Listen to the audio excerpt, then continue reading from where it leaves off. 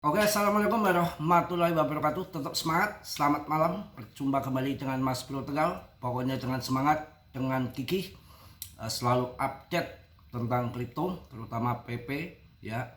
Yang mana semua mudah-mudahan hari ini semua saling berdoa bersama-sama untuk Powell ya, supaya nggak mengeluarkan racun malam ini ya. Ini sedang menunggu, harap-harap cemas. Mudah-mudahan Powell udah banyak tekanan malam ini, dopis lah, jangan halkis terus ya.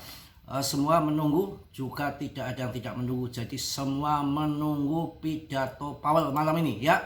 Wall Street saja melandai, investor semua menunggu pidato ketua The Fed soal arah kebijakan bunga acuan kawan ya. Tapi untuk PP kita nggak perlu takut ya. Kita akan bahas sedikit pasar saham Amerika Serikat AS atau yang dikenal dengan Wall Street ini melandai pada perdagangan hari Jumat sore setempat ya. Karena dan indeks S&P 500 merosot selama 5 hari berturut-turut karena para pedagang menantikan pidato ketua Fed Jerome Powell pada hari Jumat ini. Kita tunggu saja kawan-kawan ya. Mudah-mudahan tidak mengeluarkan racun. Kok ini harga turun? Ini manipulasi pasar, manipulasi market ya. Sedangkan dominasi kapitalisasi pasar BTC-nya menurun 0,11 sampai 0,19% menurun ya. Untuk arah, mudah-mudahan biasanya arahnya itu zigzag. Jadi kalau kondisinya barangkali udah ada bocoran ya, akan pangkas suku bunga, mudah-mudahan seperti itu, maka market akan dibanting dulu, tapi ujung-ujungnya terbang. Begitu sebaliknya, kalau market itu mau didam, ada bocoran bahwa Powell akan naikkan suku bunga ataupun acuannya tetap, itu market akan banting ke bawah, tapi biasanya dibam ke atas dulu. Manipulasinya sangat luar biasa ya. Hari ini saya jelaskan nih breaking news ya, yang terbaru 1 jam lalu. BlackRock ini baru saja menjual BTC, tapi jangan kalian disalah artikan, karena hari ini untuk seminggu ke depan, apalagi sebulan ke depan sudah berubah lagi, newsnya udah berubah lagi. Jadi hari ini breaking news untuk hari ini, BlackRock ya, BlackRock ini baru saja menjual 127,5 juta dolar dalam BTC, dan anehnya membeli 233 juta dolar dalam Ethereum, masuk ke ETH. Makanya ETH bertahan di 70 juta. Ini mantap. Apakah ini masa transisi peralihan dari musim Bitcoin, fase pertama dalam bull run, kemudian pindah ke ETH, kemudian all season penuh? Bisa terjadi. Mudah-mudahan sesuai dengan harapan kita ya. BlackRock baru saja menjual 127,5 juta dolar BTC-nya dan membeli 233,6 juta dolar Ethereum. Ini menarik ini ya, luar biasa. Mudah-mudahan arahnya akan pindah ya. Banyak ETH hari ini bergerak ya, bergerak nggak longsor banget lah ya. Jadi kita mudah-mudahan, ini datanya nggak bisa saya share ya, karena ini pakai HP. Sebetulnya banyak yang ini ya, pemerintah AS baru saja mengumpulkan tambahan. Ini pemerintah AS juga loh ya. Pemerintah AS baru saja mengumpulkan tambahan 333 tadi ya, BlackRock ini 332.000 dolar ETH, membawa stok mereka menjadi 254 juta dolar, yang sangat besar untuk ETH. Ini pada menumpuk ETH ya. Ketika regulator mulai menumpuk, ini bukan kebetulan. Mereka tidak di sini untuk bersenang-senang, mereka di sini untuk mempengaruh dan kekuasaan. Luar biasa. Ini lagi kondisi BTC, bukan berarti BTC nggak naik lagi. BTC akan sampai 3M diperkirakan akhir tahun. Kalau sekarang turun kan hanya minggu-minggu ini sesaat saja. Nanti newsnya akan berubah lagi. Jangan berita hari ini dibawa ke minggu depan atau bulan depan, sudah berubah lagi ya. Ini BlackRock luar biasa. Kemudian juga saya sampaikan untuk koin PP yang whole PP ini, kalian jangan ragu, benar, jangan ragu. Tidak terkecuali kawan, ini akan terjadi ledakan yang cukup besar di kemudian hari. Nanti akan saya bandingkan dengan koin yang tadi koin si ini ada si Arthur Hayes ya, pendiri itu apa itu, aduh lupa saya Mas Bro ya, kalau lagi puyeng gini nih market lagi kendor. Ini saya jelaskan untuk kalian, kapitalisasi pasar untuk PP masih di atas 70 triliun. Holdernya nggak main-main, berkembang terus. 1.000 holder itu nggak pernah absen per hari. Ini sudah 479,18k. Ya, tadi pagi 478, artinya 1.000 holder lebih per hari. Ini fundament yang tidak bisa diragukan, akan meledak. Tinggal tunggu saja ledakannya. Kayak kompor meleduk. Semangat, nggak ngasal ini ya, biar Mas Bro cengengesan, nggak ngasal ya. Holdernya naik terus, kapitalisasinya masih di situ ya, masih di atas 70 triliun, ngapain dikhawatirkan. Oke, saya pilih holding PP dan ada koin Cardano, ada Polygon.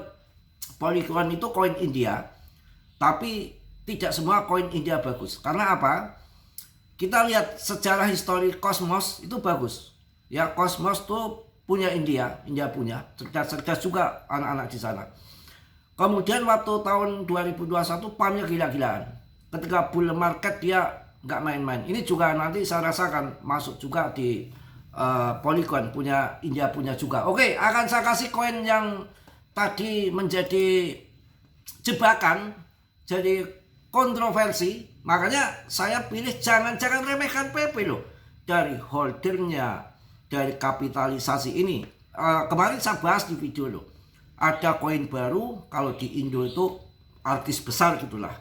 Ya, ini artis besar di Kanye West. Kontroversi koinnya kan ZZZ. Kripto Kanye West, investasi atau jebakan.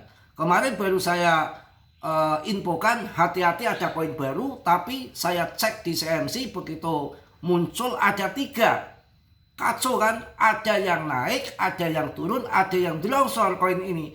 Ini kenapa saya bahas koin si ZZZ ini, untuk kalian pelajari dibandingkan dengan PP. Artis ini ya, artis hip top dunia. Kalau di Indo pernah kan, orang-orang Indo yang artis ya. Ini artis hip top dunia, Z. Lebih dikenal dengan nama Kanye, bukan Nyet ya, bukan Nyet. Kanye West baru saja meluncurkan aset kripto resminya bernama ZZY. Bandingkan dengan PP. Berdasarkan data dari Natsen, hanya dalam waktu 40 menit sejak dirilis token ZZY langsung mencapai kapitalisasi pasar sebesar 3 miliar dolar AS. Namun tak lama kemudian merosot ke sekitar 1,05 miliar dolar AS. Gila nggak? Ya, langsung. Jadi meski sempat menimbulkan euforia, sejumlah analis on-chain memberikan peringatan keras. Apakah ZZY legit? Analis menemukan kejanggalan kawan. Hati-hati, makanya banyak koin-koin mencari investor, mencari holder yang baru-baru. Jangan. Kita lihat fundamentalnya PP aja. Untuk yang baru PP, jangan yang lain. Peluncuran token ini dilakukan dengan hati-hati oleh West, terutama setelah sebelumnya ia menolak tawaran promosi kripto palsu. Tuh kan, ditawarin kripto palsu juga senilai 2 juta dolar pada Februari lalu. Setelah ditawarin token palsu, apakah dia membuat token palsu? Nggak tahu juga. Namun para pakar kripto menyoroti adanya potensi risiko perdagangan orang dalam insider trading. Ini yang sangat ngeri. Ya, camkan kata-kata saya, bukan saya mengada-ngada di PP. PP itu desentralis murni. Depnya sudah nggak megang. Ya, dikontrol kita semua. Antara pokoknya komunitas sesuai dengan supply and demand seperti BTC itu di PP.